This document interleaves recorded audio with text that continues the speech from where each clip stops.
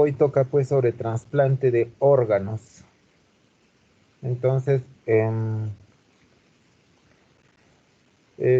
lo primero que tenemos que tener para hacer un trasplante de órganos pues, es tener un paciente. Y un paciente tiene que estar en óptimas condiciones. Hoy en día, como ustedes saben, se hace trasplante de todo. Todo órgano que deje de funcionar, pues es susceptible de ser reemplazado por otra parte de otra persona, otro ser humano. O sea, se le puede poner un halo injerto. Tenemos un corazón que falla porque tengo una insuficiencia cardíaca global. Tenemos que hacer trasplante cardíaco porque si no, el paciente lo único que le queda es la muerte. Tenemos una cirrosis hepática, tenemos que hacer un trasplante de hígado o parte de él para que ese paciente pueda seguir viviendo. Tenemos una fibrosis quística pulmonar, donde ya no hay pulmones, por lo tanto, lo único que nos queda es hacer trasplante pues, de pulmón. Estos órganos son tan vitales para la vida que necesitan solo de un trasplante. Todavía, pues, la terapia sustitutiva no es tan buena para ellos. Denotan de mucho aparataje, pero se puede reemplazar. Tan diferente como el riñón, ¿no? El riñón entra a una enfermedad renal crónica terminal, con una depuración menos de 10. El paciente se pone mal, puede morir con una hipercalemia, un edema de pulmón, y nosotros felizmente hacemos terapia de reemplazo renal. ¿Cuál es? La diálisis peritoneal o la hemodiálisis. Y el paciente pues vuelve a ser útil a la sociedad. Pero siempre va a estar esclavo de ese tratamiento de hemodiálisis, un día sí, un día no, para toda la vida, o de la diálisis peritoneal, 4 baños por día, igual para toda la vida, a no ser pues que hagamos lo que vamos a hacer hoy día, el trasplante de un órgano, y ese trasplante renal. Entonces, para tener pues un trasplante exitoso en, en esta época de la vida, en esta era en la que nos ha tocado vivir, el trasplante es una muy buena opción de tratamiento para estos pacientes, los cuales están sujetos a una terapia esclavizante o simplemente están con un tratamiento a espera de que se les haga el trasplante, o si no tiene este trasplante, pues la muerte es indemne para ellos. Entonces, cuando uno está en esta terapia de espera de ese trasplante, tenemos que tener a nuestro paciente, seleccionar a este paciente en que esté en óptimas condiciones, para que también el trasplante no lo vaya a ser algo catastrófico para él e incluso lo puede matar. ¿Por qué? Porque ya usamos que es un acto quirúrgico muy cruento, muy amplio. Las drogas que se van a usar son drogas inmunosupresoras que nos lo van a hacer susceptible a que este paciente pueda infectarse o no sanar bien sus heridas, y podemos perder nuestro paciente en el intento de mejorar su calidad de vida. Entonces, en la selección del paciente, pues tenemos que ser un paciente que no puede tener ninguna infección activa. Así como cuando hacemos el tratamiento de pulsos, tenemos que desfocalizar a nuestro paciente. Este paciente tiene que estar sin ningún foco infeccioso activo, ni latente. Si tiene como enfermedad de fondo alguna enfermedad autoinmune, tampoco puede estar esta enfermedad activa. Digamos, un lupus eritematoso no esté activo, una vasculitis no va a estar activa, porque se imaginan en ese estado de hiperactividad que le pongamos un órgano que no es ajeno a él, pues definitivamente va a haber una alta probabilidad de rechazo de este o de destrucción de este injerto. Pese a que podamos usar drogas inmunosupresoras, pero no, el sistema inmune es muy sabio y definitivamente puede haber alteración de esto. Que este paciente pues no vaya a tener una neoplasia metastásica. Si tiene que estar apto para un trasplante, pues debe tener una neoplasia que ya se haya pues curado, extraído, y ya mínimo 5 años que no haya actividad de esta, entonces podemos decir que ese paciente puede ser también apto para un trasplante. Tenemos que indagar sobre este paciente, que vaya a cumplir su medicación, que son pues indicaciones médicas, o capaz es un paciente también psicológico que no vaya a cumplir esta medicina, y por lo tanto pues hemos hecho el trasplante, necesita drogas inmunosupresoras y al final no quiere tomar, por gusto le hemos trasplantado, porque el rechazo va a ser indemne si no toma la medicación inmunosupresora. Explicarle a esta persona, por los miedos que pueda tener, que siempre la operación va a conllevar a un riesgo elevado, y que incluso algunas personas no han salido del trasplante y han fallecido en el acto operatorio. Siempre hay complicaciones. Definitivamente con el transcurso de los años, estas son menos, pero siempre las ha visto. Y si se puede hacer, ahora ustedes saben que el VIH es tratable, a un paciente también que pueda tener VIH, pero que tenga carga viral negativa. Entonces, ellas son las condiciones para elegir y seleccionar a un paciente. Después de que lo hemos seleccionado, tiene que pasar una serie de pruebas en las cuales haremos pues la evaluación de ese receptor. Identificar algunos obstáculos que puedan tener propios de ese paciente para hacer un trasplante, explicarle muy bien a este paciente los beneficios que va a lograr con el trasplante, o sea, convencerlo. O sea, no todos crean que así están esclavos de la terapia de reemplazo, en este caso riñones, están contentos, no están felices, y por presión familiar a veces ingresan al protocolo de trasplante y después se desaniman. Poner atención en la causa que llevó a la enfermedad renal crónica. Como hemos dicho, puede ser una enfermedad autoinmune y por lo tanto puede estar activa. Detectar neoplasias como parte de la desfocalización. La obesidad definitivamente, para hacer el implante del injerto, riñón, corazón, hígado, es algo desfavorable. No es adecuado que tenga un índice de masa corporal por encima de 25. Tenemos que hacerlos bajar de peso para que los mismos cirujanos se vean más favorecidos y sea muy más fácil hacer la operación esta. Valorar, como hemos dicho, la evaluación psicosocial, ver que no tenga hepatitis C, su serología, citomegalovirus, ver que se haya vacunado para varicela. Todo ello, ¿por qué? Porque si, por ejemplo, tiene un paciente citomegalovirus, pero le encontramos que este receptor es citomegalovirus IgG, y su donante también es un citomegalovirus IgG, no hay problema.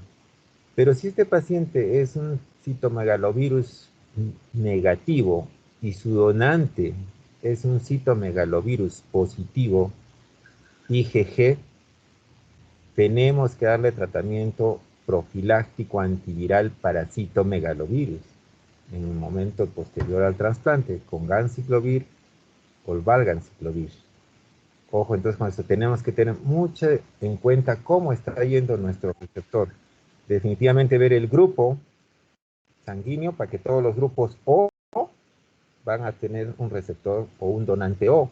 Todos los A tendrán un donante A y todos los B tendrán un donante B. No podemos hacer cruce de grupos porque ahí van anticuerpos que no van a estar bien. Después hacer nuestro famoso panel, el panel de reactividad autoinmune. El panel de reactividad autoinmune se le hace a todos los receptores y no es otra cosa que poner antígenos de la población en general y mezclarlos con el suero del paciente receptor. Entonces, en el suero del paciente receptor vamos a tener anticuerpos. Y frente a los antígenos de la población general, que más o menos son 100 en una placa de 100 pocitos, que nos van a dar el 100%, y se ve en cuáles hay reacción. Entonces, cuando tiene un panel de reactividad alto, quiere decir que ese paciente tiene anticuerpos frente a antígenos de la población general, diferentes antígenos, entonces diríamos que es un paciente que es un hiperreactivo. Por lo tanto, va a ser muy difícil que cuando ya haya un trasplante donante cadáver, pues la población general pueda ser su donante para esto. Entonces, estos pacientes van a tomar la lista de espera como primeros. ¿Por qué? Porque son hiperreactivos. Entonces, eso ya se hace ahora con la tecnología. Pero antes, ¿cómo sabíamos que un paciente era hiperreactivo? Cuando no teníamos los paneles.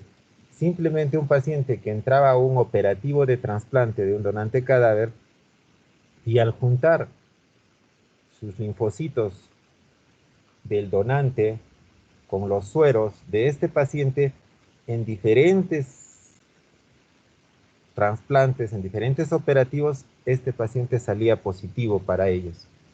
Entonces íbamos viendo y decíamos, oiga, este paciente, pues mira, ha entrado a 10 operativos y en los 10 reacciona frente a eso. Entonces, no es fácil encontrarle un donante, por lo tanto debe tener anticuerpos. Entonces, y ahí, sin necesidad del panel, decíamos que era un hiperreactivo. Y hay que actualizar los exámenes, pues, constantemente. Cuando tenemos el paciente receptor, tenemos que explicarle que hay dos tipos de donantes a los cuales ellos pueden ser susceptibles y se puede hacer el trasplante. Uno es el donante vivo, y el donante vivo pues es el donante familiar, que se llama donante vivo relacionado, o el donante vivo no relacionado, que ya no es nada familiar. Incluso puede ser la esposa, el esposo, algún primo, que ya son solo relacionados un tanto emocionalmente. Pero el donante vivo relacionado es el padre, los hermanos, que tienen una gran compatibilidad porque tienen muchos antígenos afines.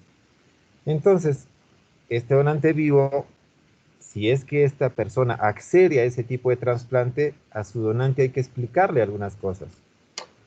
Explicarle que puede tener ciertas complicaciones, que después del trasplante de sacarle un riñón puede tener aumento de la presión arterial, porque ya va a tener un solo riñón y ese riñón va a trabajar más, va a ser más fácil de que se injurie. Puede haber tener proteinuria, ¿por qué?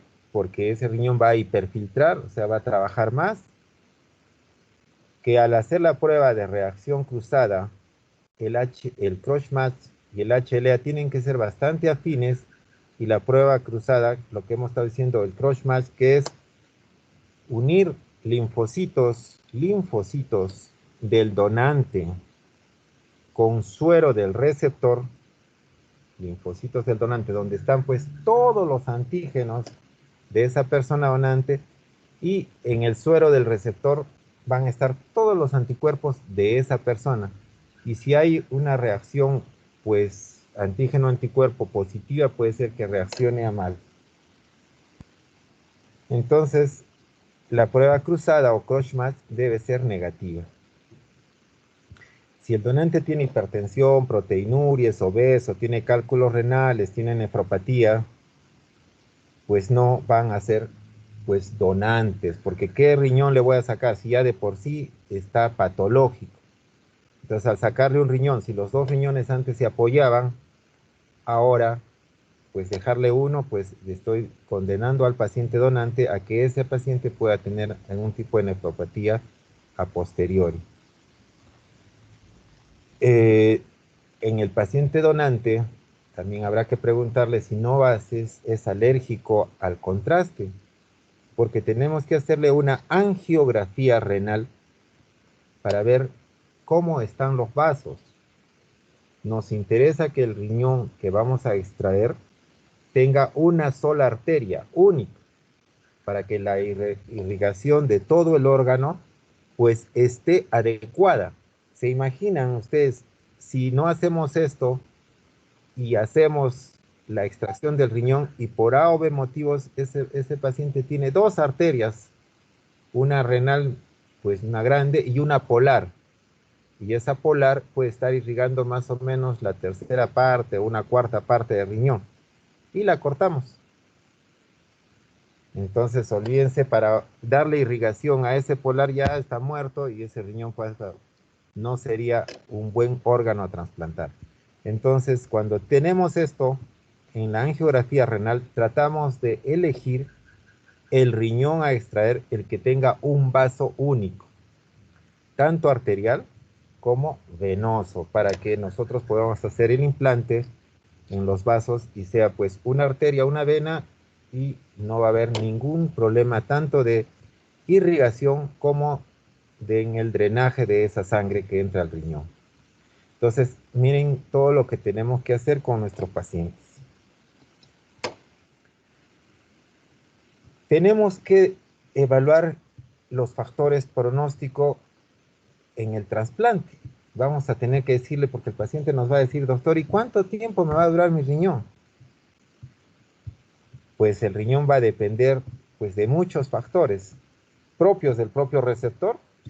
Si es joven, pues el riñón le va a durar bastante porque tiene unas arterias que probablemente no están arteriosclerosadas, su vitalidad es buena, su sistema inmune es fácil de darle tratamiento antiinmune y va a obedecer adecuadamente.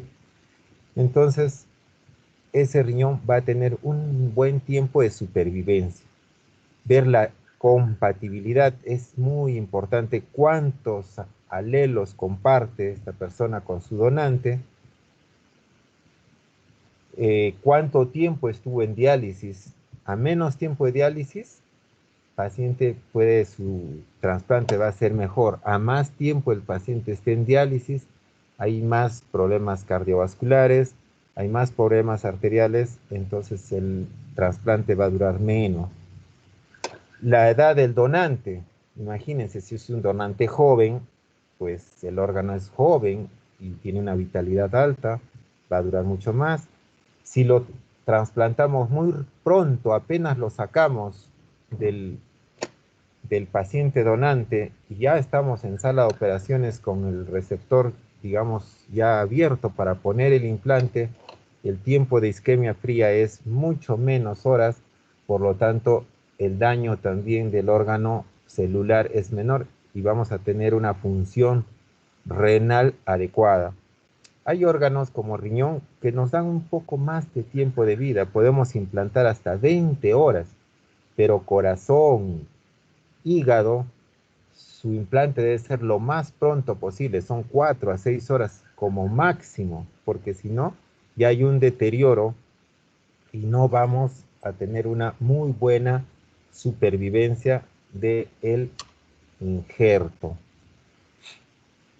Cuando ya tenemos la evaluación y hemos visto que ese paciente no tiene donante vivo, y para ciertos órganos definitivamente tenemos que recurrir al donante cadáver, por ejemplo para corazón, netamente tiene que ser un donante cadáver. No podemos sacar, uno puede donar un órgano, pero del que tengamos múltiples, como por ejemplo puede ser un riñón, puedo donar uno.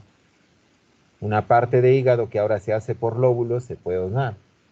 Ningún problema, puede ser un pulmón. Claro que puede una persona donar un pulmón y quedarse con un pulmón. Pero para corazón, por ejemplo, tiene que ser un donante cadáver.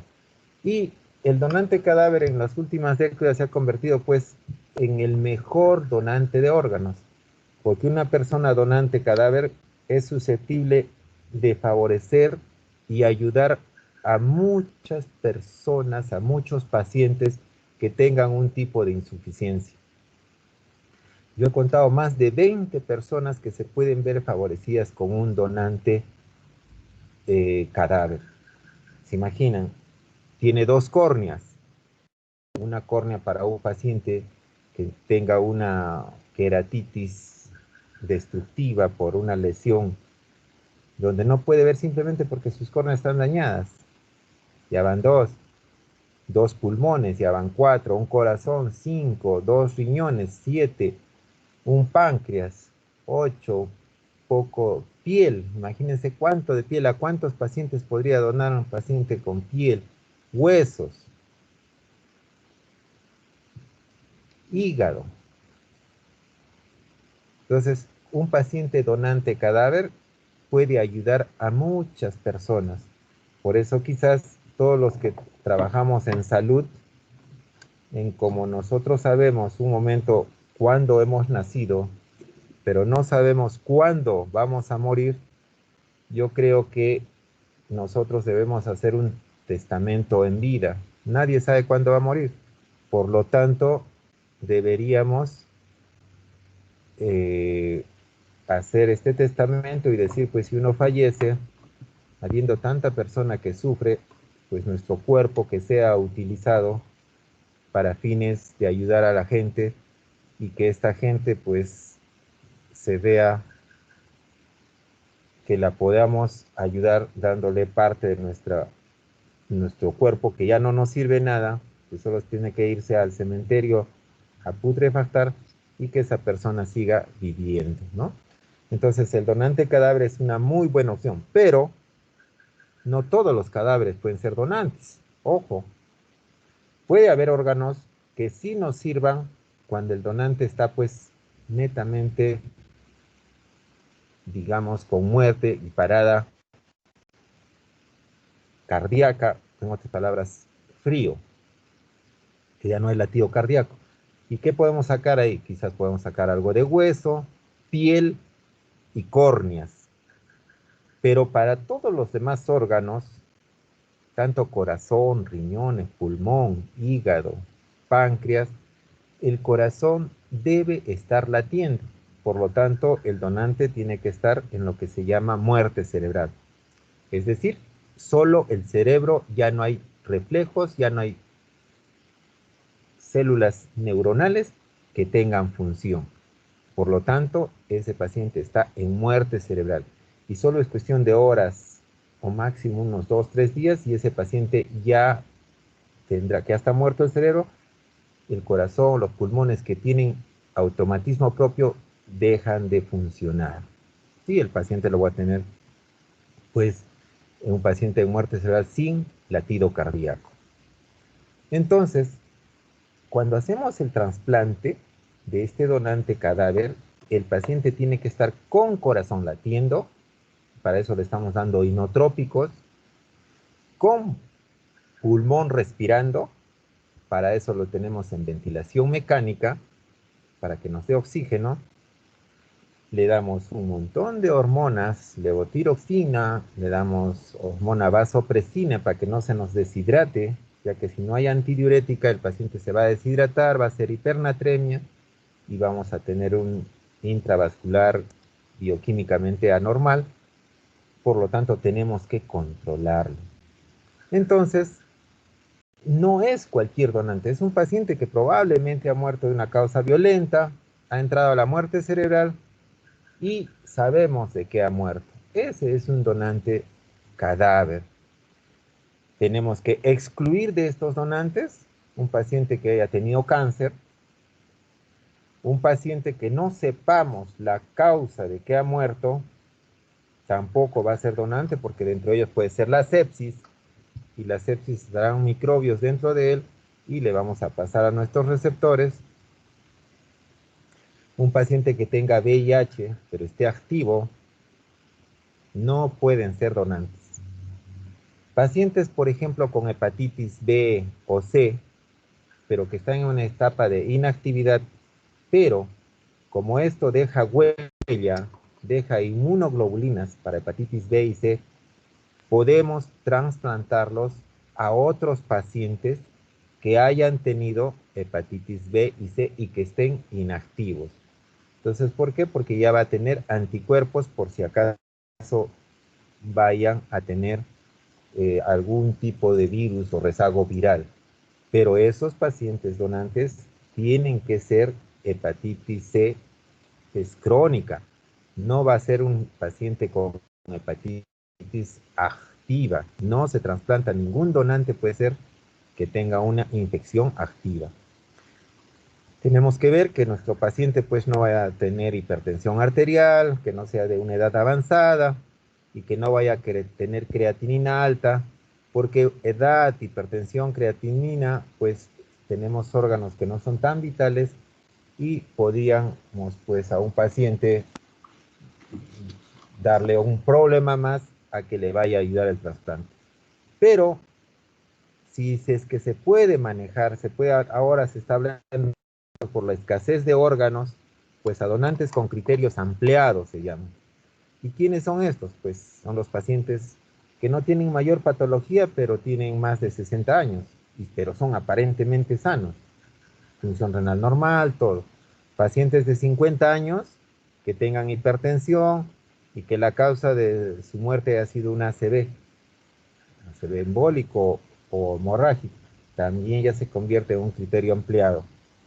Que cuando hayamos hecho el trasplante y vamos a hacer la extracción, la creatinina se ha subido a algo, más de 1.5, que la isquemia fría, como hemos dicho, sea un máximo de 20 horas, porque eso va a deteriorar el riñón.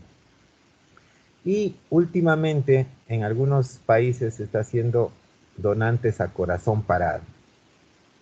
Pero doctor, usted está diciendo que el corazón tiene que estar latiendo. Sí, lo que nosotros usamos es que tiene que estar latiendo. ¿Para qué? Para que nosotros pongamos el líquido de perfusión para lavar el órgano, o sea, sacarle toda la sangre. O sea, la sangre es reemplazada por un líquido de preservación, que tiene unas características un tanto diferentes a la concentración bioquímica actual de la sangre. Es rica en potasio, porque el potasio es intracelular y nosotros queremos que el intracelular es el que esté bien.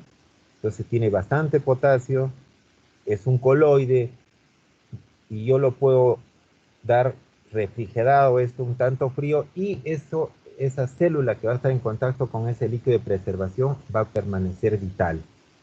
Entonces yo tengo el corazón latiendo para que pueda yo reemplazar la sangre por el líquido de preservación en el momento de la extracción.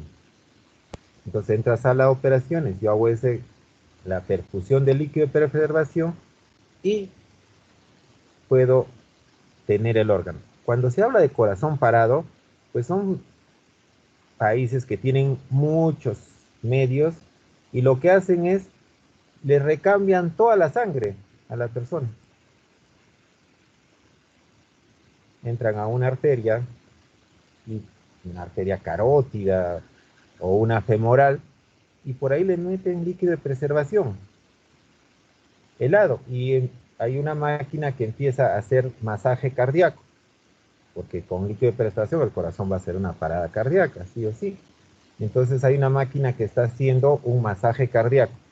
Entonces estamos limpiando toda la sangre y estamos dejando a todo el cuerpo de esa persona con líquido de preservación. Y ese líquido de preservación pues reemplazará toda la sangre y el paciente pues llegado el momento estará pues frío, pálido, sin sangre y sin latido cardíaco. Entonces en ese momento yo le puedo pedir al familiar que done. Y el familiar pues va a ver y lo va a ver frío, pálido, pues puede aceptar la donación. Pero ya los órganos están perfundidos.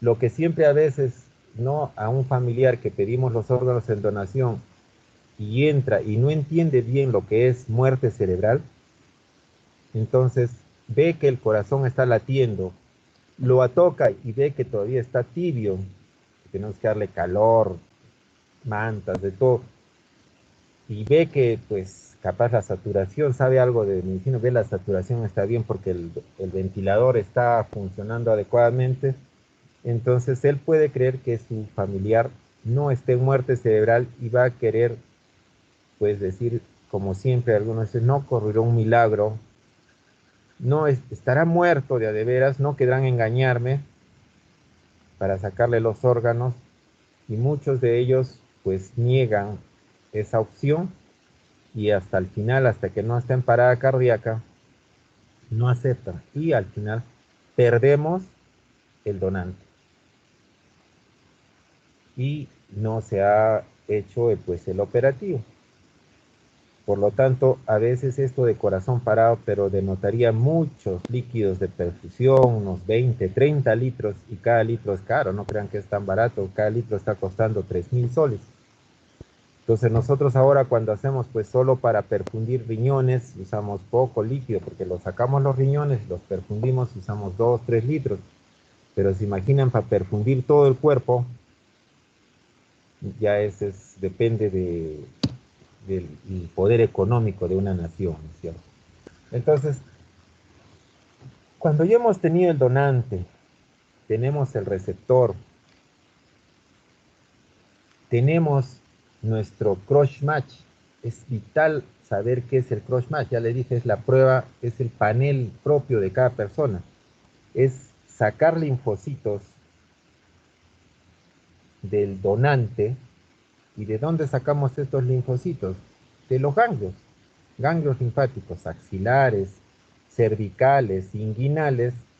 Cuando el paciente está pues ya con muerte cerebral y aceptó la donación, sacamos los ganglios y de ahí extraemos los linfocitos. El ganglio es rico en linfocitos, extraemos linfocitos, los colocamos en un medio de preservación. Ese medio de preservación le da vitalidad al linfocito y el linfocito, pues ahora que en su superficie tiene muchos antígenos, expresa cantidad de antígenos, no podemos ni siquiera tener idea de cuánto de antígenos presenta, lo pongo en contacto con el suero de todos los receptores que hay en ese momento y que están susceptibles de ser receptores de ese paciente. O sea, todos los receptores, digamos los O, que están aptos y que ya no tienen infecciones, que están estudiados, que no están obesos, que están dializados, que no tienen problemas psicológicos. Entonces, todos los receptores dan su suero y a cada uno le ponemos linfocitos del donante. Para todo. Eso se llama cross-match. Y vemos en un microscopio de luz polarizada amplificado, vemos la no morfología del linfocito. Si este linfocito se torna dismórfico, anómalo o hace lisis a veces, es que eso es una reacción de cross-match positiva. Por lo tanto, todos los cross-match positivos no podrán ser receptores de este paciente donante y solo pasarán a una segunda etapa los pacientes cross-match negativos. Y a esos cross-match negativos recién le podremos hacer la compatibilidad que se llama el HLA. ¿Y qué es el HLA? Pues como saben que son los antígenos de histocompatibilidad linfocitaria humana que son propios de todos los humanos y de todos los mamíferos. Entonces ese HLA es parte del complejo mayor de histocompatibilidad y que este va a hacer que reconozcamos lo propio de lo ajeno. Entonces, primero cross-match. No se olviden, esto es para el examen, ¿no? Después de cross-match, recién es la compatibilidad HLA. Entonces, acuérdense, acá ya estaban los pacientes hiperreactivos. Por ahí me dicen, hay un paciente hiperreactivo en tu grupo de receptores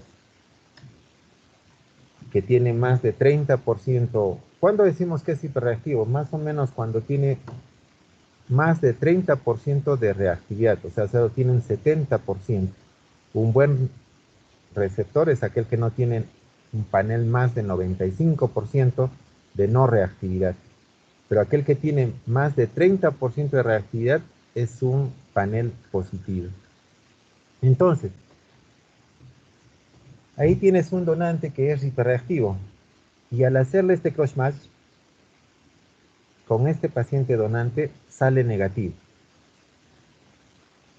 Entonces yo digo, oye, este paciente ha salido negativo y es hiperreactivo. Vuélvelo a correr, ve bien en tu microscopio si realmente es negativo. Y vuelta me vuelve a salir, oye, es negativo. Entonces, este paciente hiperreactivo que tiene un crush match negativo se trasplanta por encima de todos y no se le hace histocompatibilidad HLA. Porque si vamos a hacer la compatibilidad HLA y vamos a ver cuántos alelos comparte, capaz hay otro que le gana y este paciente nunca se trasplantaría. Ojo, entonces ahorita vamos a ver qué es el HLA y qué son los alelos, pero este cross match en el hiperreactivo es vital. ¿Qué es el complejo mayor de histocompatibilidad? Y que van a expresar los HLA. Los complejos mayor de histocompatibilidad, que es lo que reconoce lo propio del extraño, y que tenemos dos clases, de tipo 1 y de tipo 2. Los de clase 1 se encuentran en todas las células y expresan un HLA llamados de nombre el A, B y C. Ojo, entonces tenemos HLA A, B y C. Y los de clase 2, que solo presentan este HLA mayormente las células presentadoras de antígeno, las células dendríticas y algunas células, tienen el HLA denotado con los alelos de R, de P y de Q. Entonces los de clase 2 tenemos de R, de P y de Q, y los clase 1 A, B y C. Para el trasplante no es necesario determinar todos los HLA, porque todos no son inmunogénicamente tan activos. Entonces, los de tipo 1 solo se toman el A y el B, y no el C. Los C no son tan inmunogénicamente activos. Y los del tipo 2 solo se toma el DR. ¿Estamos? Entonces, vamos a tener HLA A, B y DR. Ya tenemos solo 3 alelos que vamos a tener en cuenta. No es que sea discordante los C, los DP y los DQ, sino que son menos inmunogénicos. Por lo tanto, no es necesario tomarlos más en cuenta. Y la supervivencia de los injertos se ha visto que es más con los alelos AB y DR. Entonces, cuando tenemos un paciente y le hemos hecho su crossmatch, es crossmatch negativo, y ahora le hacemos el HLA al donante, y ese HLA del donante es A1, se me ocurre, A2, B1, B2, DR4 y DR8. Ese es el donante, se me ocurre, son los alelos. Hemos dicho 2A, 2B y DR. De cada uno se toma 2. Ese es el donante. Todos los receptores, antes de estar en lista de espera, ya ellos saben su HLA, su A, su B y su DR. Entonces ahora solo vamos a la computadora y vemos cuál es el más parecido. Entonces esa es la compatibilidad HLA. Y el que sea más parecido, que tenga, o sea, igual, que tenga 6 alelos igualitos, ese es el primer receptor para darle, porque tienen más identidades propias. Y así vamos bajando. Aquel que tenga menos identidades serían 2. Y los que mandan son los alelos como que le damos puntaje de 2, como de 2, y a los DR y a los A como le damos un puntaje de 1. Los DR son más inmunogénicamente activos. Entonces, el que comparta más alelos de R y menos A y B, también será el receptor que vaya segundo, por ejemplo. Hay una serie de puntaje que les damos, muchachos, a ver cuál es el más. Y después simplemente se ve cuál es el que comparte más y a eso será el que vaya a recibir. el trasplante. Pero por encima de ellos, como hemos dicho, está el hiperreactivo, que no entran a esta clasificación, porque acá ya le puede, cualquiera le saca que tenga uno, que tenga un alelo nomás, ya le ganó, y el otro no tenga ninguno, ya le ganó. Entonces, ojo con ello. ¿Quiénes están también por encima de estas compatibilidades? No hay, como le digo, no hay acá nada emotivo. Todo es reacciones de sensibilidad y todo. Solo en estas listas de espera, ¿quiénes están primeritos? ¿Quién encabezan las listas? Como les dije, el hiperreactivo es uno. El otro que no les mencioné, pero que ahora les menciono, es el niño. El niño es el que va a estar por encima también de los demás adultos y que puedan estar ya en lista de espera.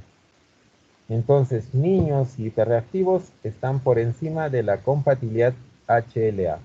Si no hay niños, si no hay hiperreactivos, pues todos entran al pool y será más compatible y se dará el riñón al que tenga más alelos parecidos. ¿Listo? Entonces, eso es como se hace el trasplante en práctica. ¿Qué ocurre en el trasplante?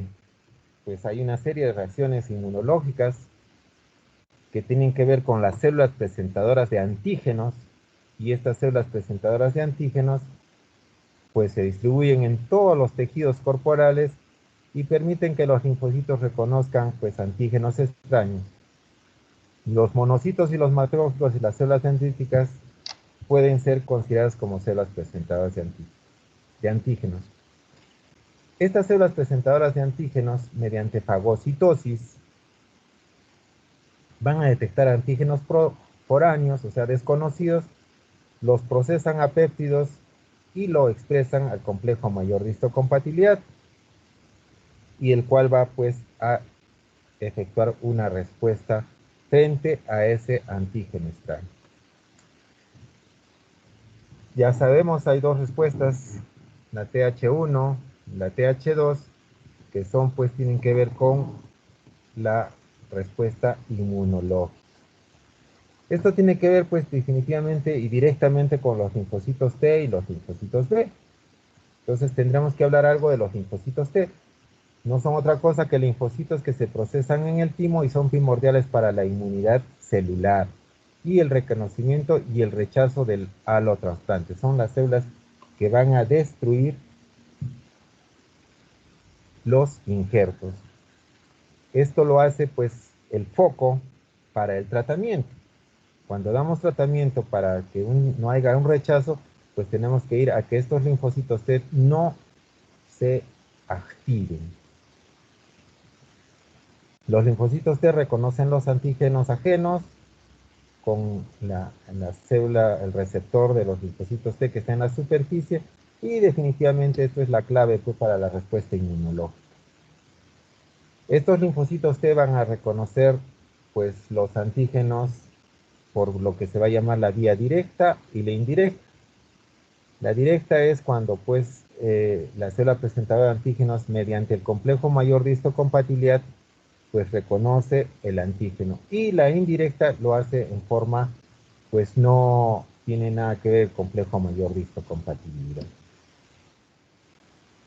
Los linfocitos T pueden ser los linfocitos T colaboradores o los linfocitos T citotóxicos, los cuales pues van a expresar en su superficie la molécula, como ya saben, el CD4 y el CD8. ¿Quiénes tienen CD4 y quiénes tienen CD8? Los CD8 reconocen antígenos de histocompatibilidad clase 1, A, B y DR. Y los CD4 reconocen los linfocitos de clase 2. Hay muchas interacciones en los linfocitos T con las células presentadoras de antígeno. Hay respuestas de coestimulación, donde hay respuestas que no tienen mucho que ver con el complejo mayor de histocompatibilidad, sino ya son otras moléculas como la CD28 y la B7, pues hacen una señalización y esa señalización activa el linfocito y hay una respuesta inmunitaria mediada por interleuquina 2 y las células pues van a activarse. Hay otras moléculas que van a expresar estos linfocitos que son vitales para la respuesta inmunológica, como el CD28, el antígeno 4 del linfocito T, la CD40. Todos ellos, pues, en un momento dado van a activarse y va a ser una respuesta, pues, inmunitaria que va a hacer que hagamos rechazo del órgano. Cuando damos el tratamiento, pues acá vemos las diferentes respuestas. La primera señal, la coestimulación.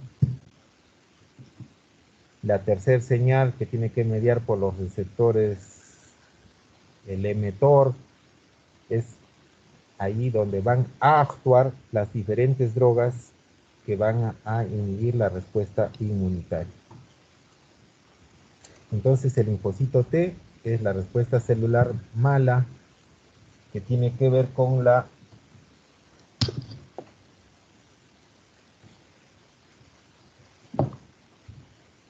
el rechazo.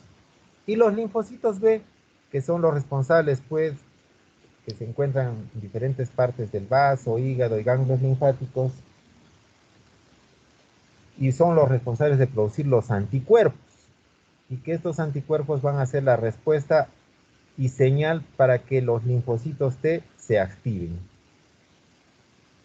Los linfocitos B van a producir, pues, de inicio la inmunoglobulina M, después van a producir otros linfocitos, producirán inmunoglobulina G, A o E, dependiendo a la respuesta que en ese momento se dé. La inmunoglobulina M, como saben ustedes, es la primera respuesta de este linfocito para opsonizar el antígeno y tratar de destruirlo. Si no logra en ese momento, pues va a cambiar a una inmunoglobulina G, y que es la que va a tener respuesta tardía, va a unirse al complemento para que finalmente haya, pues, la destrucción o la opsonización de la parte antigénica, que puede ser viral, infecciosa y todo lo demás. Respuesta inmunoglobulina M, respuesta rápida; inmunoglobulina G, respuesta lenta con actividad de complemento. Los linfocitos B y los anticuerpos son importantes en los procesos de rechazo. Por ejemplo, si nosotros tenemos un rechazo hiperagudo, que es la destrucción inmediata del halo transparte, es debido a que este paciente se hizo un mal cross-match. No se leyó adecuadamente y este paciente tenía anticuerpos preformados frente a antígenos de ese donante. Entonces yo pongo el injerto donde hay muchas células presentadoras de antígenos y pongo al suero de ese receptor donde hay anticuerpos ya en cantidades suficientes para reaccionar frente a los antígenos y ocasionan, pues, un rechazo hiperagudo. Esa es la destrucción inmediata del órgano. Definitivamente esto siempre ha sido un rechazo hiperagudo, es mediado por la inmunidad humoral.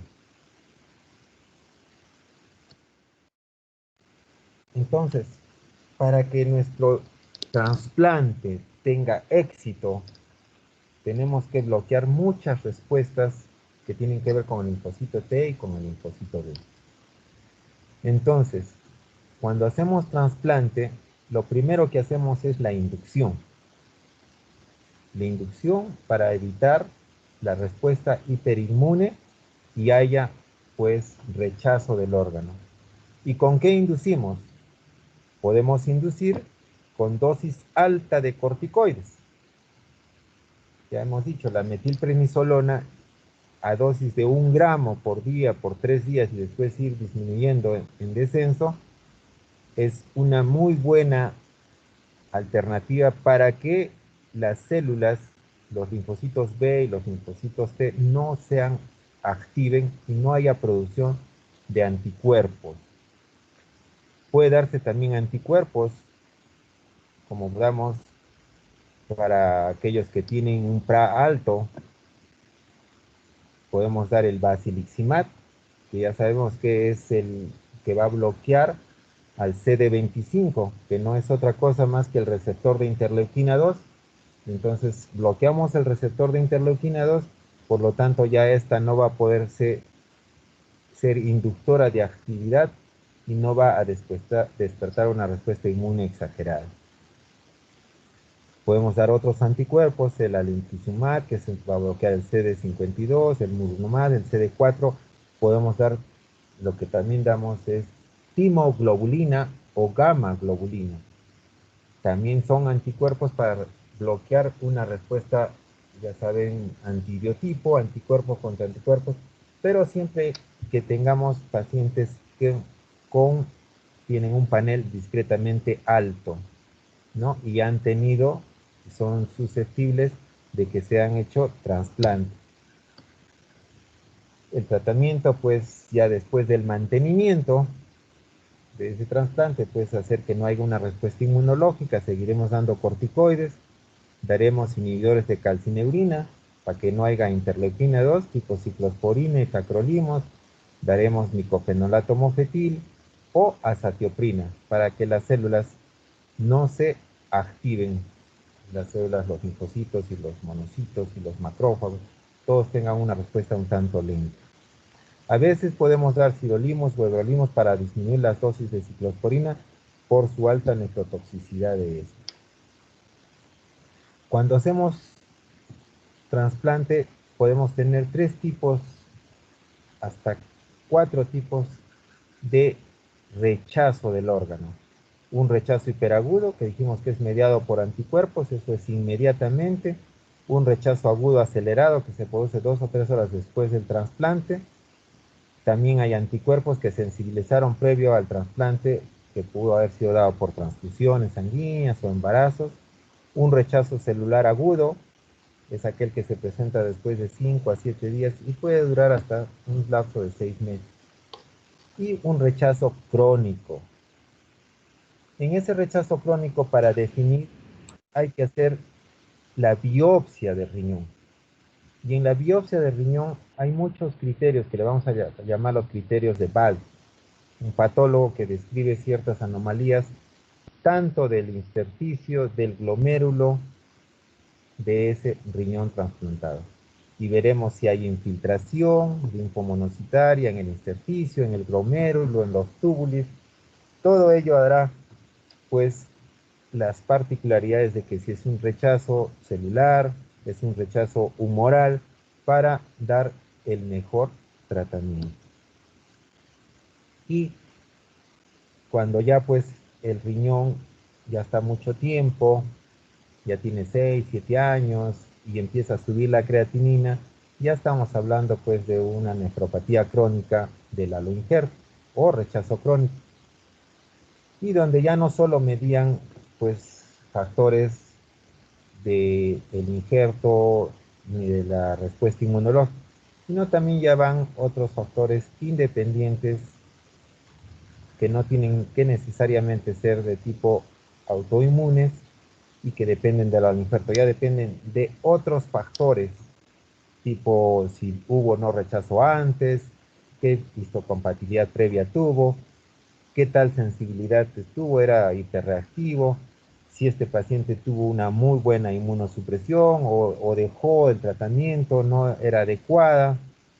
Entonces todos esos factores van a hacer que el riñón se envejezca y el riñón al envejecerse pues ya entra a lo que es rechazo crónico. Y finalmente a la larga quizás ese paciente nuevamente tiene que volver a terapia de reemplazo renal porque el riñón se va a envejecer, va a subir la creatinina, va a retener agua, se va a subir el potasio.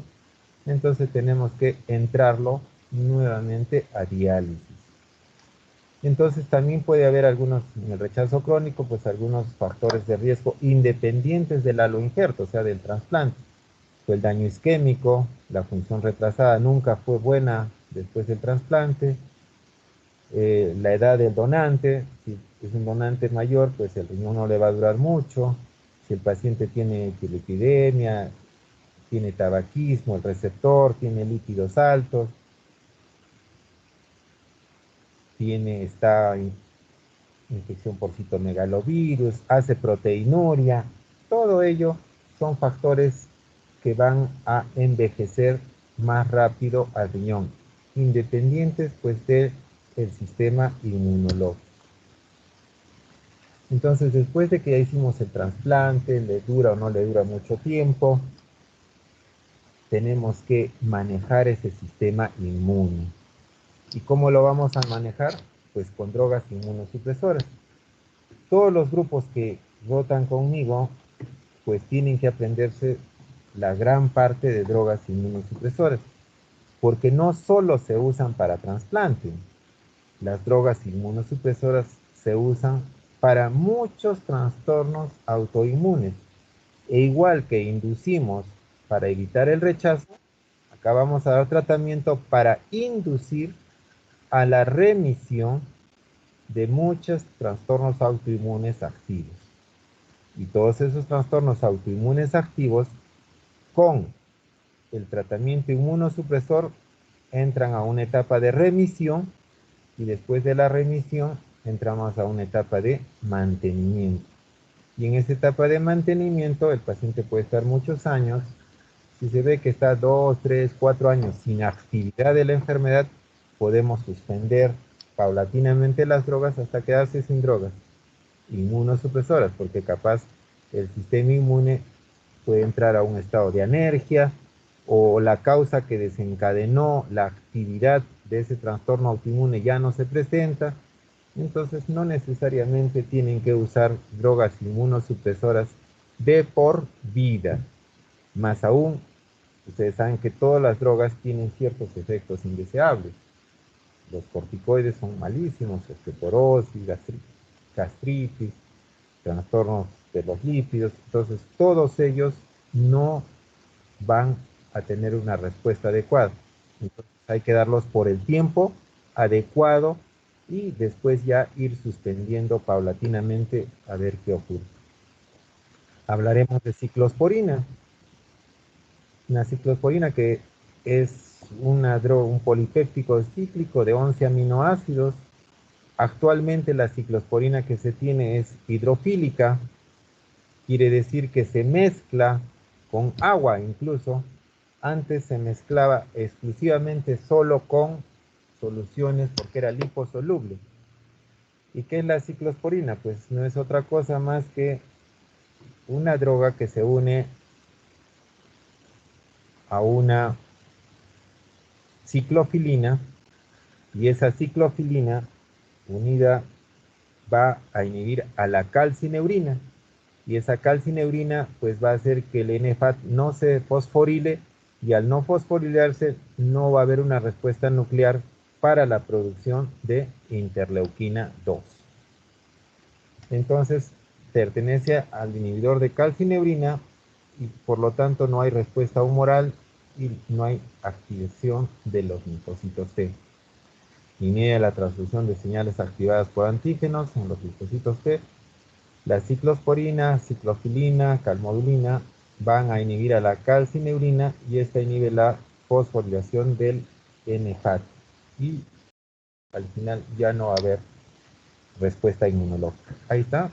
El Neoral, que es la ciclosporina que actualmente usamos, este Neoral es una solución hidrosoluble. Viene en tabletas de 25, 50 y en jarabes de cada centímetro cúbico de 100 miligramos. Hay también la fórmula de ampollas, pero es rara conseguirla. El peor efecto que tienen es la hiperlipemia, la hipertrofia gingival, el hirsutismo y el más grave, la nefrotoxicidad. Como lo damos unido con drogas tipo glucocorticoides, se convierte más ciclosporina y glucocorticoides.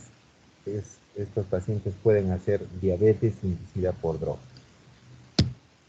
El tacrolimus, rápido nomás, no es otra cosa más que este se une ya no a la... es un inhibidor de calcineurina. La única diferencia entre tacrolimus y ciclosporina es el que lo transporta hacia la calcineurina. El otro era una inmunofilina. Esta es una proteína llamada la FKBP12. Entonces esa FKBP12 más tacrolimus van e inhiben a calcineurina. Y esas inhiben que se fosforile en el FAT y finalmente no hay interleuquina 2. Otra diferencia con ciclosporina es 10 veces más potente que ciclosporina. Y en costos es 3 veces más cara que ciclosporina. Entonces, tacrolimus es una muy buena droga y que es un inhibidor de calcineurina. También hay en ampollas y también hay en vía oral. La vía oral solo es cápsulas. Y vienen de 0,5, de 1 y 5 miligramos. Y la solución en 5 mililitros por 5 miligramos. Eso es cuando damos al inicio del trasplante. Cuando el paciente tiene náuseas, vómitos, podemos usar inducción con inyecciones tanto de ciclosporina como de tacrolimus. Se da cada 12 horas. Puede darse en cremas, tacrolimus en cremas, para este tipo de lesiones dermatológicas. La dosis que se da en endovenoso es de 0,03 hasta 0,5 miligramos por kilo y en vía oral es de 0,1 a 0,2 miligramos por kilo día, dividido cada 12 horas. Estas drogas son de uso crítico, como se dice. Hay que medirlas en sangre para que no ocasionemos ni toxicidad ni demos infradosis. También tiene cierto grado de nefrotoxicidad, da hiperglicemia, ya que va unida con glucocorticoides. Pueden desencadenar lesiones cancerígenas y también va a producir lesiones por infecciones oportunistas. Drogas antiproliferativas, que diga, ahí tenemos el sirolimus y el everolimus. El sirolimus o rapamicina, que va a actuar en la tercera señal y en el receptor del mensajero de células T, o el mTOR. Ese mTOR va a ser bloqueado y finalmente no va a haber expresión de interleuquina 2.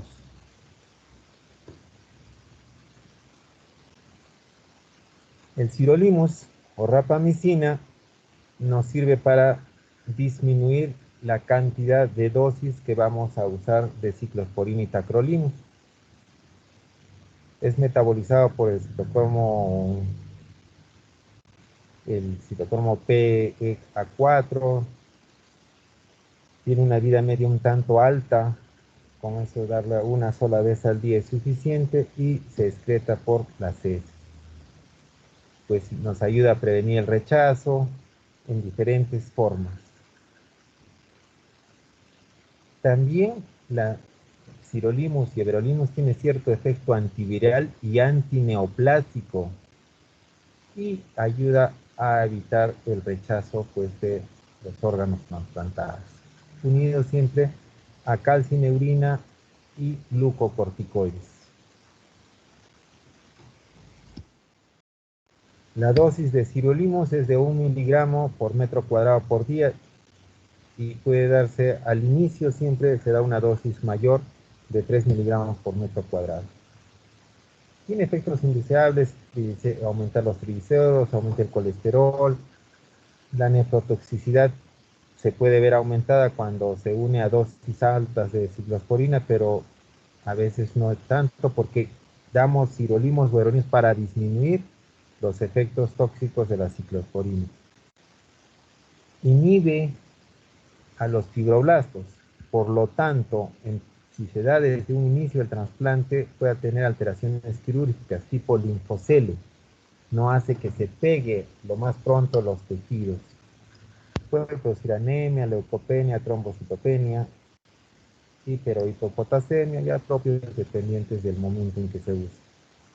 Y como cualquier droga inmunosupresora puede predisponer a infecciones tipo neumonías o linfomas. Como les decía, everolimus o sirolimus es el mecanismo de acción es similar. Hablando de glucocorticoides. Glucocorticoides, como ustedes saben, nosotros producimos glucocorticoides todos los días en nuestra economía. Estos glucocorticoides son producidos por la glándula suprarrenal y esta glándula suprarrenal pues produce diferentes tipos de sustancias. En la zona glomerular, como dice, producimos aldosterona, que es vital para la retención y el mantenimiento de la volemia de una persona. Tiene que ver con la reabsorción de sodio y con sodio pues retenemos agua. En la zona fasciculada producimos cortisol, en la zona reticular andrógenos y estrógenos, y en la médula de la glándula vamos a producir lo que se llama adrenalina.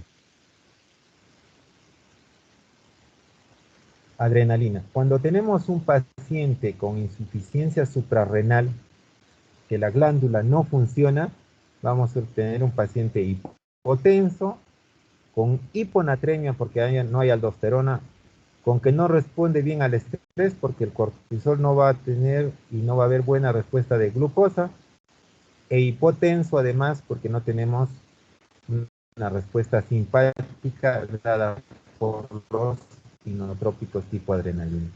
Entonces, cuando tenemos una suprarrenal, tenemos que tratar de dar las drogas que tienen que ver con cortisol, con aldosterona.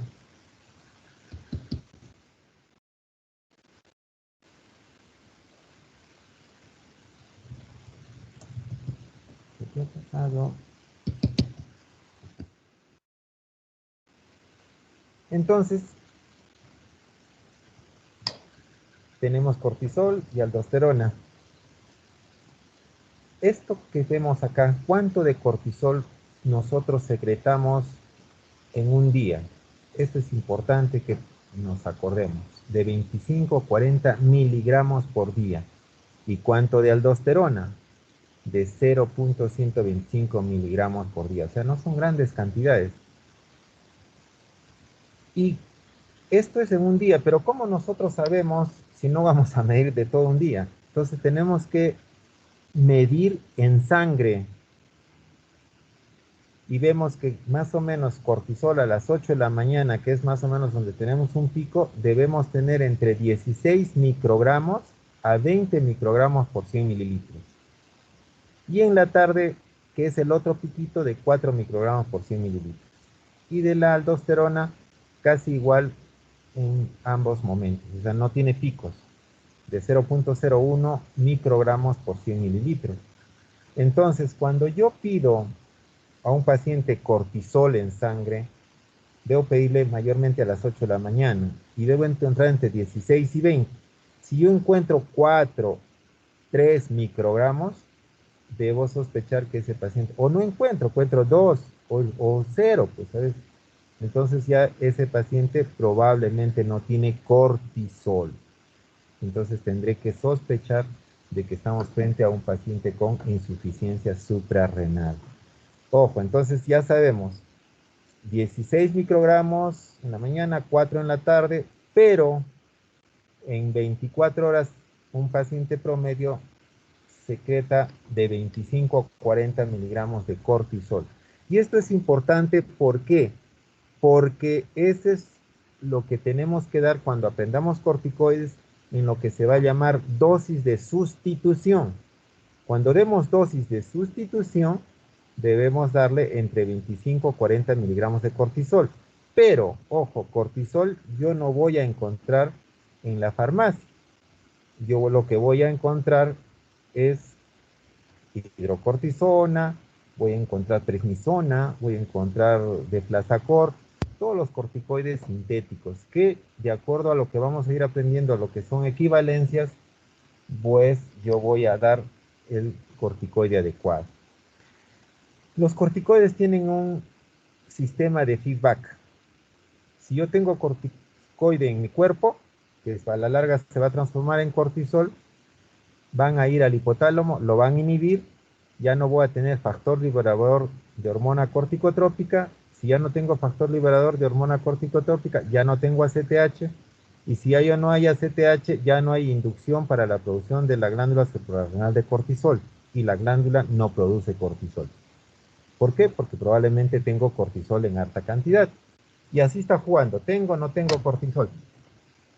¿Y quién nos hace que este eje se altere? Nosotros, cuando damos tratamiento pues con corticoides externos.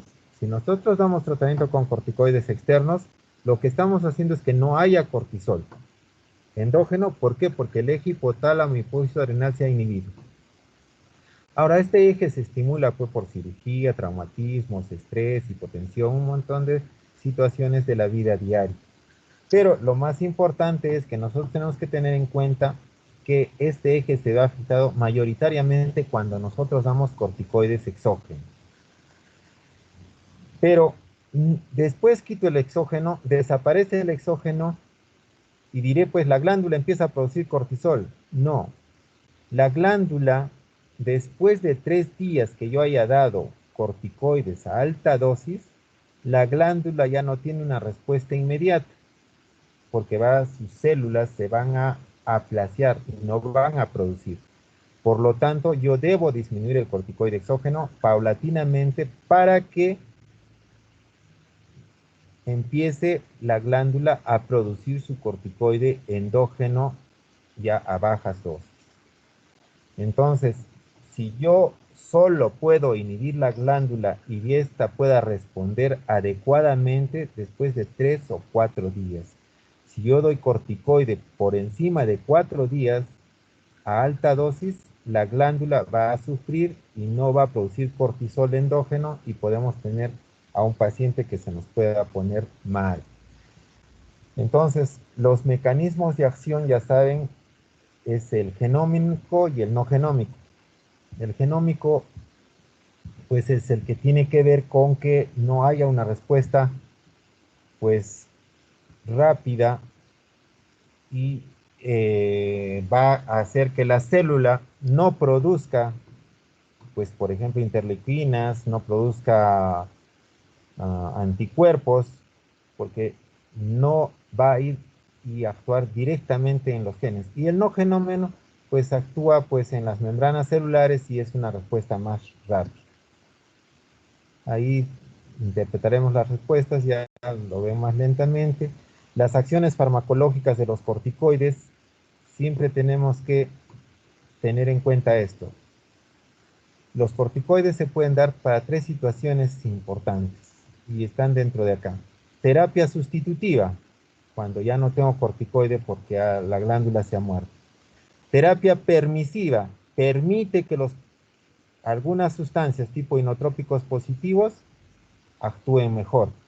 Y toda la demás, antiinflamatoria, antialérgica, antineoplásica e inmunosupresora, tienen que ver con el sistema inmune, o sea que son inmunosupresoras a diferente dosis. O sea, hay una actividad inmunosupresora suave que será antiinflamatoria o antialérgica. Una inmunosupresora más fuerte que será antineoplásica o inmunosupresora propiamente dicha, sustitutiva y permisiva. En el efecto antiinflamatorio disminuye la hiperemia, la exudación, el dolor y la infiltración. Tiene que ver mucho con el poder antiinflamatorio, con los fosfolípidos de membrana, y ellos tienen que ver con el ácido araquidónico y con una sustancia, la lipocortina y las prostaglandinas, que al final de cuentas pues son las que tienen que ver con la triada, ¿no? Rubor, tumor y dolor. Los corticoides, a través de la lipocortina, como hemos dicho, disminuyen la inflamación, dolor, hay disminución de la producción de citoquinas, interleuquina 1, 2, 6, disminuye también el factor de necrosis tumoral alfa y disminuyen el interferón gamma. Todo ello tiene que ver con inflamación. Al campo inmunosupresor disminuye la actividad de los macrófagos, las células presentadoras de antígenos se ven alteradas, Los linfocitos T no van a producir muchas interleuquinas, disminuyen la producción de anticuerpos, pero eso siempre, la producción de anticuerpos a altas dosis de corticoide. ¿Para qué está indicada? Para la enfermedad de Addison, que es la terapia sustitutiva, enfermedades autoinmunes, lupus, artritis reumatoide, trasplante, glomerulonefritis, meningitis tuberculosa, pericarditis, derrame muscular, como antiinflamatorios. Los esquemas terapéuticos son a dosis bajas, dosis altas y las dosis de pulso. La terapia de sustitución, como dijimos, es de 25 a 40 miligramos de cortisol. La terapia antiinflamatoria y antialérgica es de 0.3 a 0.5 miligramos de prednisona por kilo por día. La terapia inmunosupresora es a dosis alta, que puede ser en pulsos, de 15 a 20 miligramos de metilprednisolona por kilo por día por 3 días. Y después bajamos a un mantenimiento de 0.1 a 0.2 miligramos por kilo de prednisona. Y la terapia permisiva, que es dar más o menos en promedio de 100 a 150 miligramos de cortisol por dosis, cada 8 o cada 12 horas. ¿En qué pacientes? En pacientes con sepsis, en pacientes que no respondan adecuadamente a los inotrópicos. En este cuadro es las equivalencias, donde se ha puesto un valor de 1, el poder antiinflamatorio o el poder glucocorticoideo. O sea, antiinflamatorio o el poder sacar glucosa en el metabolismo de esta para tener glucosa nosotros en sangre. Y aquí le hemos puesto como 1. Para tener un valor referencial se le pone a la hidrocortisona el valor de 1. Y en base a esto, todas las demás drogas que conocemos como el cortisol tiene un valor de 0.8, es menos potente, el deflazacor 3.5, la prednisona 4, prednisolona 4, metilprednisolona 5, triancinolona 5, fluocortisona 10, dexametasona 25 y betametasona como 30. Como ustedes ven, la betametasona es más potente en base a la hidrocortisona, que está como 1. Entonces, si tenemos el efecto antiinflamatorio o glucocorticoideo como 1, los corticoides también tienen el efecto de retener sal o retener cloruro de sodio. Y eso también tiene sus equivalencias. Y como vemos acá, la hidrocortisona le han puesto también como el valor de 1. El cortisol 0.8, el deflazacor dice que no tiene actividad mineralocorticoide, la prednisona 0.3, la prednisolona 0.3, la dexa, la beta no tienen, pero la fluocortisona, miren, tiene como 150 a 250 de capacidad de retener sal. Entonces, cuando yo tengo un paciente con insuficiencia suprarrenal, probablemente combine uno de acción antiinflamatoria con esta fluocortisona, antiinflamatoria o glucocorticoidea, para que me retenga sal y me dé cortisol endógeno. ¿Y cuánto tenemos que darle de sustitución? Ya se acuerdan, de 25 a 40 miligramos de cortisol. Entonces acá las equivalencias. ¿Qué dicen las equivalencias? Que a dosis, la droga que es más potente, tengo que darla menos cantidad, y la droga que es menos potente, más cantidad. Entonces la dosis equivalente que acá que dice, es acá en esta columna están, todos son iguales. 20 miligramos de hidrocortisona equivaldrán a 25 de cortisol, a 6 de deflazacor, a 5 de prednisona, a 5 de prednisolona, 4 de metil, 4 de triancinolona, 2 de fluocortisona, 0.7 de dexametasona y 0.6 de betametasona. Entonces todos son iguales. Y como por ejemplo acá vemos que equivale el cortisol 25 miligramos, y se acuerdan cuando nosotros decíamos que la dosis de sustitución podía ser entre 25 y 40 miligramos en 24 horas. Por ejemplo, yo decido dar 25 miligramos de cortisol, dosis baja. pero cortisol sabemos que no hay en el mercado. Entonces yo tendré que darle 20 de hidrocortisona. La hidrocortisona, su vida media solo dura de 6, 8, máximo hasta 12 horas, su vida. Entonces, por lo tanto, le tendré que dar 10 miligramos de hidrocortisona en la mañana y 10 miligramos en la noche. Y ahí estoy cubriendo las 24 horas de cortisol. El deflasacor con hasta la fluocortisona tienen una media de más o menos 24 horas, o sea, con una dosis al día es suficiente. Y la dex y la beta tienen una media mayor. Entonces, si yo dije voy a dar 25, puedo dar 6 miligramos de deflasacor, puedo dar 5 miligramos de prednisona, 5 de prednisolona, 4 de metil, 4 de triancinolona, 2 de fluocortisona, pero ojo que tendría muchos problemas con sodio. Entonces no usamos como droga antiinflamatoria o droga que nos dé para la facilidad de corticoides. 0,7 de dexametasona y 0,6 de betametasona. Entonces, ojo, esas son las equivalencias. Y en base a estas equivalencias yo puedo hacer cualquier conversión de cualquier droga. De prednisona a metil, de prednisona a dexametasona, de prednisona a hidrocortisona, cualquiera, o de cortisol, que por ahí me dijeron, a hidrocortisona o a prednisolona. Tenemos que aprender este cuadro. Todos son iguales. 20 de hidrocortisona equivalen a 4 de metil. Miren, a 4 de metil. 25 de cortisol equivalen a 4 de metilprednisolona. 4 miligramos de metilprednisolona. Esa es la dosis de sustitución. 4 miligramos cada 24 horas todos los días. Y nosotros, si recordamos las dosis de pulso, que hemos dicho es de 15 a 20 miligramos por kilo de metilprednisolona. Una persona tiene 70 kilos. 70 por 15, 1050. 1050 miligramos. En otras palabras, le doy 1000. Dos ampollas de 500. Dos ampollas de 500 que me van a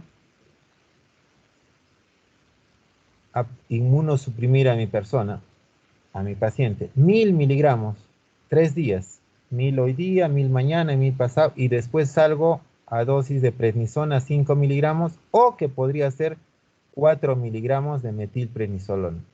Se van dando cuenta la brutalidad de corticoide que se pone en el pulso es bastante alta. La hidrocortisona, por ejemplo, solo viene en tabletas de 10 y de 20 miligramos, en ampollas de 100, 250 y 500 miligramos. El deflasacor viene en tabletas de 6 y de 30 miligramos. La prednisona solo viene en tabletas de 5, de 20 y de 50 miligramos. No da de ampollas. La prednisolona igual de 5, de 10 y de 20 miligramos. La metilprednisolona viene en tabletas de 4 miligramos, de 16 miligramos, ampollas de 80, ampollas de 500 y ampollas de 1000 miligramos. La triancinolona viene en tabletas de 4 miligramos y de 50 miligramos. La fluocortisona viene en tabletitas solo de 0,15 miligramos y 0,10 miligramos de fluocortisona. La dexametasona viene de todo, de 0,7 miligramos, de 1, de 0,5, de 2, de 4 miligramos en tabletas, ampollas de 4, de 8 y de 200 miligramos. La betametasona viene en tabletas de 0,6, 0,5 y ampollas de 4 miligramos. Entonces, tenemos toda una gran farmacopea para que en un momento dado podamos usar las tabletas, las ampollas y o hacer sus equivalentes. El efecto, tanto de los efectos indeseables como los efectos benéficos, son efectos de grupo. No es que la metil tiene un efecto y la dexa no, son efectos de grupo. Todos los corticoides producen osteoporosis, todos pueden producir psicosis, todos pueden producir gastritis, todos pueden producir hipertensión arterial, o como que todos también pueden servir para dosis de sustitución, para dosis permisiva o para dosis inmunosupresora, de acuerdo a lo que quisiera yo solo actuar. Tienen diferentes usos terapéuticos, como dijimos. van a servir para enfermedades de sustitución, enfermedades autoinmunes, enfermedades alérgicas, alérgicas pulmonares, oftalmológicas, todos los trastornos pues que puedan dar patología inmunológica nos servirán los corticoides. Tienen efectos adversos debido, por ejemplo, al síndrome de supresión. Cuando yo doy por más de 4 o 5 días, los corticoides se van a inhibir y el paciente puede morir por una insuficiencia suprarrenal. Tiene alteraciones, el famoso síndrome de Cushing, alteraciones en piel, en la grasa, la redistribución de todo ello. Hablar de corticoides es bastante amplio y tenemos que correr. La droga es la azatioprina, que es un antimetabolito purínico derivado de imidazólico y que en nuestro cuerpo se va a convertir en la 6-mercaptopurina. Esa 6-mercaptopurina va a tener las acciones de evitar la proliferación celular, inhibe las diversas funciones de los linfocitos y es un inmunosupresor potente porque va a transformarse en nuestra economía en 6-mercaptopurina y ella se va a convertir en una falsa purina y esa falsa purina va a inhibir la proliferación celular. Es uno de los mecanismos. Otro de los mecanismos es que va a inhibir a otro tipo de purinas. Tiene una interacción importante cuando demos con alopurinol. El alopurinol utiliza la misma vía de desintoxicación de la xantina oxidasa que utiliza la azatioprina. Entonces, por lo tanto, cuando demos con alopurinol debemos disminuir la dosis en entre un 25 a 30% porque si no lo voy a intoxicar. La dosis que se da de azatioprina es de 1 a 4 miligramos por kilo de peso. Y siempre hay que vigilar en todas estas drogas, azatioprina, micofenolato, metrotexate, tomarle un hemograma para ver el recuento celular, su hemoglobina y sus plaquetas, pruebas de función hepática además. El micofenolato mofetil, la azatioprina viene en tabletitas de 50 miligramos y solo viene en vía oral. El micofenolato mofetil, que en nuestra economía se transforma en ácido micofenólico, y ese ácido micofenólico inhibe a la inosine monofosfato deshidrogenasa, que tiene que ver con la producción de nucleóticos de guanina, y esos tienen que ver pues con la duplicación celular del ADN y del ARN de las células. Por lo tanto, si ya no hay guanina, no va a haber pues proliferación celular. La dosis de micofenolato mofetil es de 20 a 30 miligramos por kilo de peso, 30 al inicio, 20 para el mantenimiento, y se usa en trasplante y en muchas enfermedades autoinmunes. Su metabolismo es hepático, el efecto más indeseable es la diarrea y siempre también tenemos que vigilar un hemograma. El metrotexate es un antimetabolito inhibidor de la dihidrofolato reductasa, y esta dihidrofolato reductasa pues va a tener que ver con el metabolismo del ácido fólico, por lo tanto va a inhibir una serie de purinas y de algunas bases nitrogenadas que va a impedir la replicación. En caso tuviéramos intoxicación por metrotexate, la dosis que el medicamento que debemos dar es ácido fólico a altas dosis.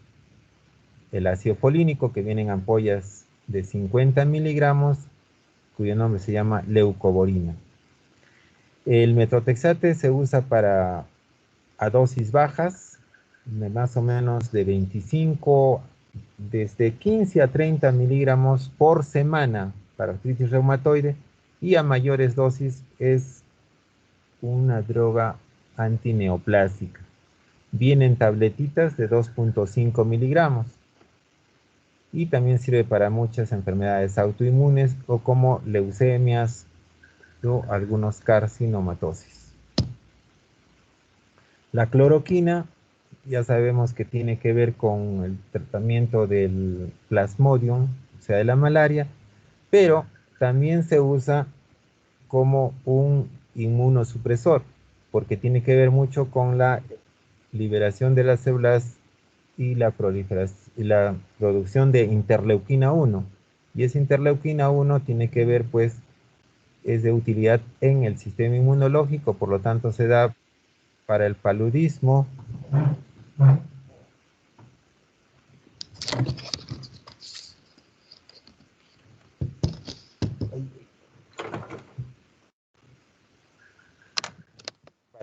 y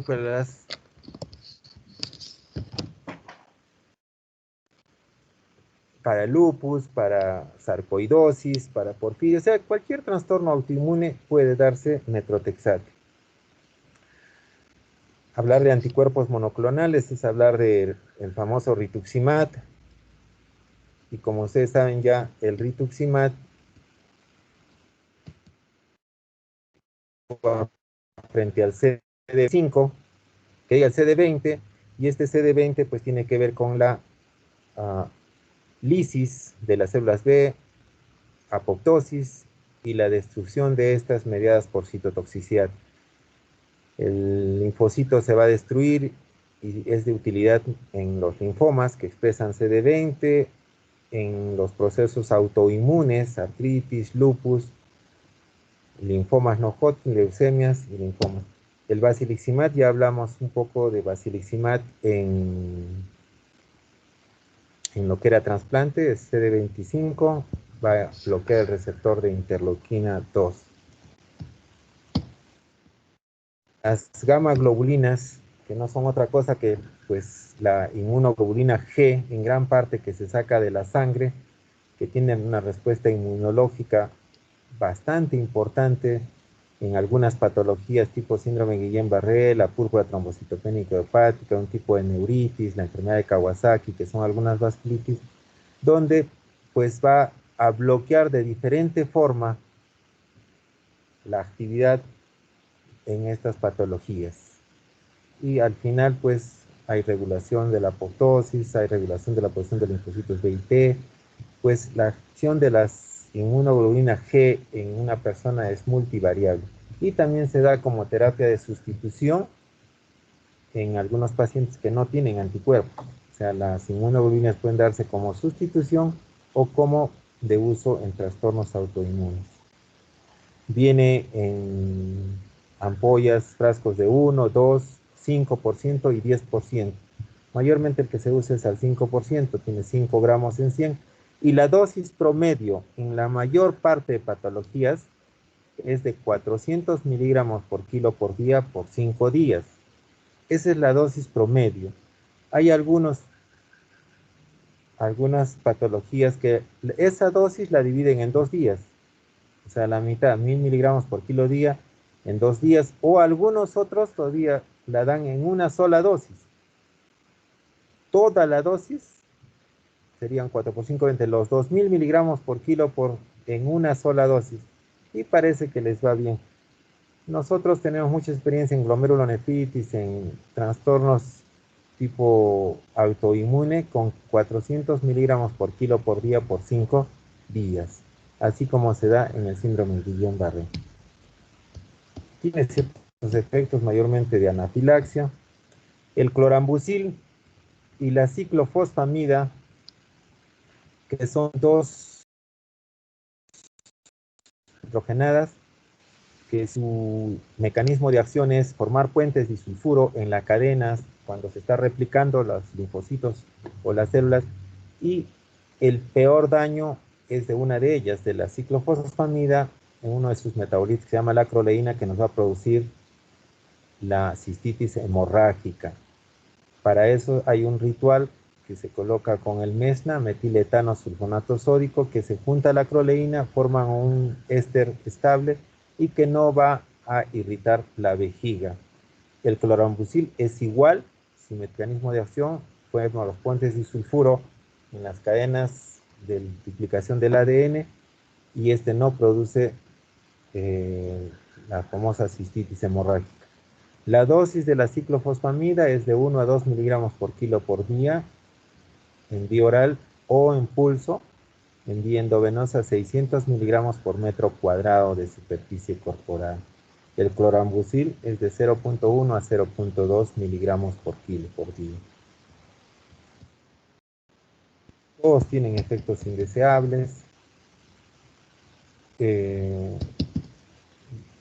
La utilidad se usa pues en artritis reumatoide, en lupus eritematoso. Para cualquier enfermedad autoinmune me va a servir la ciclofosfamida y el clorambucil. A dosis bajas es inmunosupresor. A dosis altas, 2 o 3 gramos de ciclofosfamida es un antineoplásico. Bueno, hemos tratado de correr a tratar de acabar a las 4. Justo es 4:05. Si tienen alguna pregunta, si no, ya tienen la libertad de leerlas diapositiva por diapositiva, lento, que se demorarán más o menos unas 3 o 4 horas. Pero tienen que estudiarlo, porque de ahí y de lo que he hablado con respecto a COSMAS, con respecto a HLA, con respecto a trasplante, de ahí van a salir las preguntas para el examen de equivalencias de corticoides, de efectos indeseables de las drogas inmunosupresoras. ¿Alguna pregunta, muchachos? Disculpen el correr, pero es imposible hacerlo más lento. ¿Nada?